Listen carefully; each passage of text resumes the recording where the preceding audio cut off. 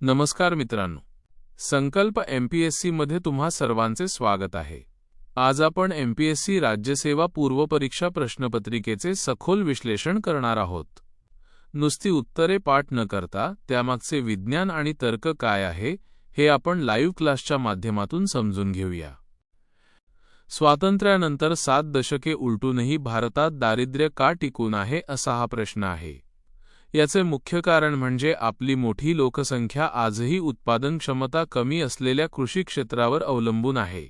दुसरे म्हणजे मॅन्युफॅक्चरिंग आणि सेवा क्षेत्रात आपण पुरेशा रोजगार संधी निर्माण करू शकलो नाही। विकसित देशांच्या तुलनेत भारताचा शेती विकास दर अधिक नाही, तर तो खूप कमी आहे, म्हणून विधान शी चुकीचे ठरते। त्यामुळे पर्याय 2A व B बरोबर हे योग्य उत्तर आहे। चला तर मग आपण आपल्या पुढील स्लाइडमध्ये एका महत्त्वाच्या सरकारी योजनेबद्दल माहिती घेऊया। एकात्मिक बाल विकास सेवा ICDS योजनेबद्दल हा प्रश्न आहे। लक्षात ठेवा, या योजनेत पूरक पोषण, सप्लिमेंटरी न्यूट्रिशन आणि आरोग्य तपासणी हेल्थ चेकअप या थेट लाभार्थ्यांसाठी असलेल्या सुविधा आहेत। कामगार प्रशिक्षण हे अंगणवाडी सेविकांसाठी असते आणि स्त्री पुरुष असमानता हा थेट सेवा कार्यक्रम नाही, म्हणून विधान A आणि B बरोबर आहेत। आता आपण आपल्या पुढील स्लाइडमध्ये 2011च्या जनगणनेतील शहरी लोकसंख्येचा आढावा घेऊया। 2011च्या जनगणनेनुसार भारतातील एकूण शहरी लोकसंख्येपैकी 13% लोकसंख्या केवळ मुंबई, दिल्ली आणि कोलकाता या 3 महानगरांमध्ये एकवटलेली आहे। चेन्नई आणि बेंगळुरू आकाराने लहान असल्याने या 13%च्या गणितात बसत नाहीत। यानंतर आपण आपल्या पुढील स्लाइडमध्ये भारताच्या लोकसंख्येचे जागतिक स्तरावरील प्रमाण पाहूया। भारताची लोकसंख्या ही जगाच्या एकूण लोकसंख्येच्या 17.5% आहे। हे गणित कसे येते? भारताची लोकसंख्या साधारण 121 कोटी आणि जगाची 690 कोटी धरली तर हे प्रमाण 17.5% निघते। हे आकडे परीक्षेसाठी अत्यंत महत्त्वाचे आहेत। चला आता आपण आपल्या पुढील स्लाइडमध्ये राष्ट्रीय लोकसंख्या धोरण 2000च्या उद्दिष्टांकडे वळूया। NPP 2000 मध्ये 3 प्रकारची उद्दिष्टे होती।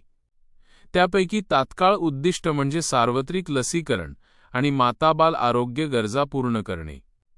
मध्यमकालीन उद्दिष्ट हे प्रजनन दर TFR 2.1 पर्यंत आणणे हे होते, 30% नाही, आणि दीर्घकालीन उद्दिष्ट हे 2045 पर्यंत लोकसंख्या स्थिर करणे हे होते, 2050 नाही, म्हणून केवळ विधान B बरोबर आहे। आता आपण विज्ञानाच्या विषयाकडे वळूया आणि पुढील स्लाइडमध्ये संवेग संवर्धनाचा नियम पाहूया। भौतिकशास्त्रात जेव्हा 2 वस्तूंची टक्कर होते तेव्हा बाह्य बल नसल्यास त्यांचा संवेग मोमेंटम नेहमी अक्षय म्हणजेच कन्सर्व्ड राहतो। जरी त्यांचा वेग किंवा ऊर्जा बदलली तरी एकूण संवेग स्थिर राहतो। विज्ञानाचाच पुढचा भाग पाहण्यासाठी आपण आपल्या पुढील स्लाइडमध्ये रेडशिफ्ट संकल्पना समजून घेऊया। विश्व स्थिर नसून ते प्रसरण पावत आहे हे कशावरून सिद्ध झाले?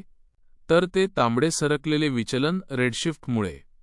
जेव्हा एखादी दीर्घिका आपल्यापासून दूर जाते तेव्हा प्रकाश लहरींची लांबी वाढते आणि त्या वर्णपटातील लाल रंगाकडे सरकतात। यालाच डॉपलर परिणाम म्हणतात। आता आपण पुढील स्लाइडमध्ये एका सूक्ष्म कणाबद्दल न्यूट्रिनोबद्दल जाणून घेऊया। न्यूट्रिनो हा कण बीटाक्षय बेटा डिके प्रक्रियेत उत्सर्जित होतो। जेव्हा केंद्रकातील न्यूट्रॉनचे प्रोटॉनमध्ये रूपांतर होते तेव्हा संवेग आणि ऊर्जेचे संतुलन राखण्यासाठी इलेक्ट्रॉनसोबत हा अँटी न्यूट्रिनो बाहेर पडतो। पुढील विषयाकडे वळताना आपण आपल्या पुढील स्लाइडमध्ये वायूंच्या गुणधर्माचा विचार करूया। वायूंचे तापमान वाढले की रेणूंची गतीज ऊर्जा वाढते, त्यांच्या टकरी वाढतात आणि परिणामी वायूंची शांतता विस्कोसिटी वाढते।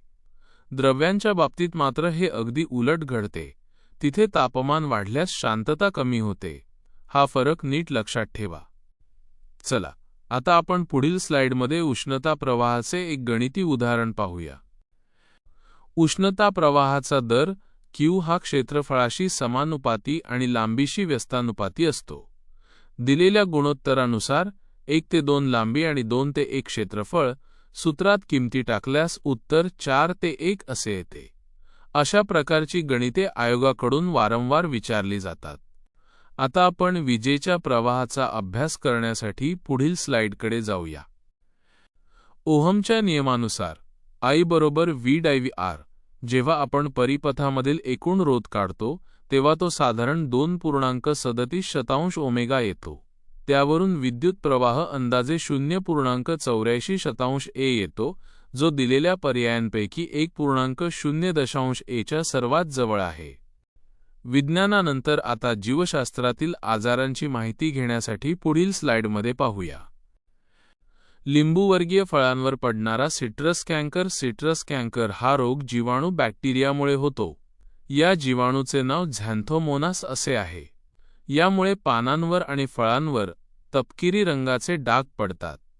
आता आपण वनस्पतींच्या ऊतींबद्दल माहिती घेण्यासाठी पुढील स्लाइडमध्ये जाऊया. वनस्पतींमधील स्क्लेरेड्स हे दृढ ऊतींचे स्क्लेरेन्किमा प्रकार आहेत.